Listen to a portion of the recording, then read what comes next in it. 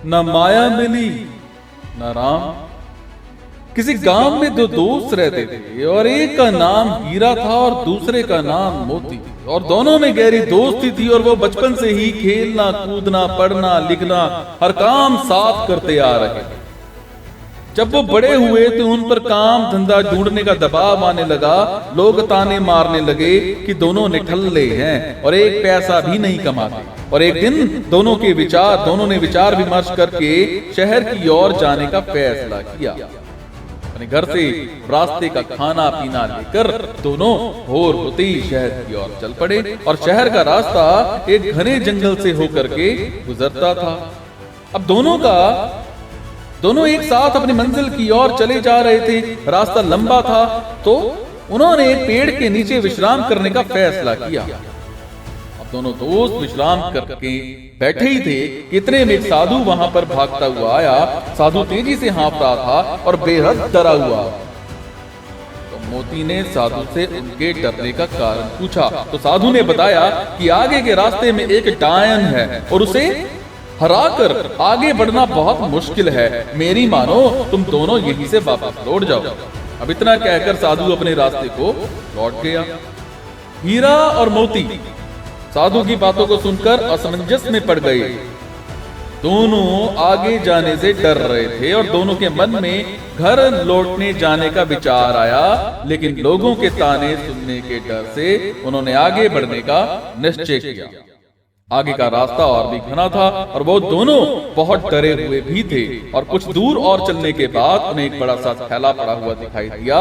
दोनों दोस्त डरते हुए उस थैले के पास पहुंचे। अब उसके अंदर उन्हें कुछ चमकता हुआ नजर आया। खोलकर देखा तो उनकी खुशी का कोई ठिकाना ही ना रहा। उस थैले में बहुत सारे सोने के सिक्के थे। अब सिक्के इतने ज्यादा थे कि दोनों की जिंदगी आसानी से पूरे ऐशोआराम से कट सकती। दोनों खुशी से झूम रहे थे। उन्हें अपने आगे बढ़ने के फैसले पर गर्व हो रहा था। अब साथ ही वो उस साधु का मजाक उड़ा रहे थे कि वो कितना मूर्ख था जो आगे जाने से डर गया। अब दोनों दोस्तों ने आपस में धन बांट ले और साथ ही भोजन करने का निश्चय किया। अब दोनों एक पेड़ के नीचे बैठ गए। हीरा ने मोती से कहा कि वो आसपास के किसी कुएं से पानी लेकर आए ताकि भोजन आराम से किया जा सके। मोती पानी लेने के लिए चल पड़ा। अब मोती रास्ते में चलते चलते सोच रहा था कि अगर वो सारे सिक्के उसके हो जाएं तो वो और उसका परिवार हमेशा राजा की तरह रहेगा। मोती के मन में लालच आ चुका था। वो अपने दोस्त को जान से मार डालने की योजना बनाने लगा। पानी भरते समय उसे कुएं के पास उसे एक धारदार हथियार मिला। उसने सोचा कि वो इस हथियार से अपने दोस्त को मार देगा और गांव में कहेगा कि रास्ते में डाकुओं ने उन पर हमला किया। अब मोती मन ही मन अपनी योजना पर खुश हो रहा था। वो पानी लेकर वापस पहुंचा और मौका देखते ही हीरा पर पीछे से वार कर दिया। अब देखते ही देखते हीरा वहीं ढेर हो गया। मोती अपना सामान और सोने के सिक्कों से भरा थैला लेकर वहां से वापस भागा और कुछ 1 घंटे चलने के बाद वो एक जगह रुका। अब दोपहर हो चुकी थी और उसे बड़ी जोर से भूख लगाई थी। उसने अपनी पोटली खोली और बड़े चाव से खाना खाने लगा। लेकिन ये क्या, थोड़ा खाना खाते ही मोती के मुंह से खून आने लगा और वो तड़पने लगा। उसे एहसास हो चुका था कि जब वो पानी लेने गया था तभी हीरा ने उसके खाने में कोई जहरीली जंगली बूटी मिला दी थी। अब कुछ ही देर में उसकी भी तड़प तड़प कर मृत्यु हो गई। अब दोनों दोस्त मृत पड़े और वो थैला यानी माया रूपी डायन जस का तस पड़ा हुआ था।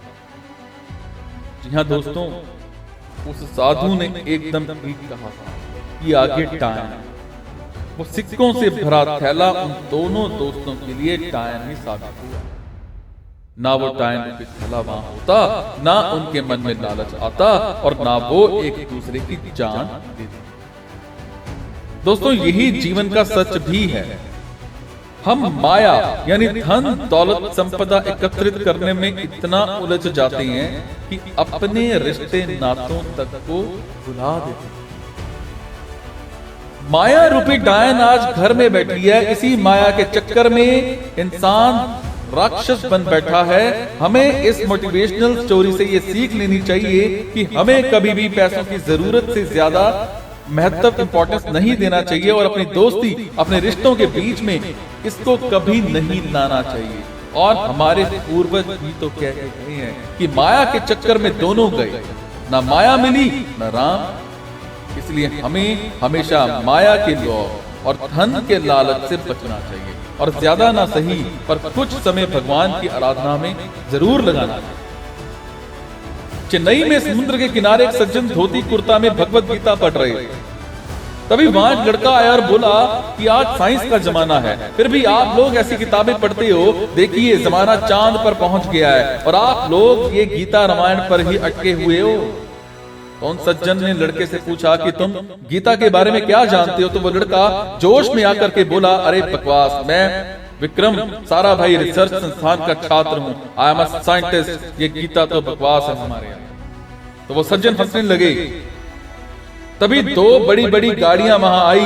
एक गाड़ी से कुछ ब्लैक कमांडो निकले और एक गाड़ी से एक सैनिक ने पीछे का गेट खोला। तो वो सज्जन पुरुष चुपचाप गाड़ी में जाकर के बैठ गए। लड़का ये सब देखकर हक्का बक्का था। उसने दौड़कर उनसे पूछा, सर आप कौन हैं? वो सज्जन बोले, तुम जिस विक्रम साराभाई रिसर्च इंस्टीट्यूट में पढ़ते थे, मैं वही विक्रम साराभाई। लड़के को 40 पॉट का झटका लगा। इसी भगवत गीता को पढ़कर डॉक्टर अब्दुल कलाम आजीवन मांस ना खाने की प्रतिज्ञा करें। गीता एक महाविज्ञान है, गर्व कीजिए।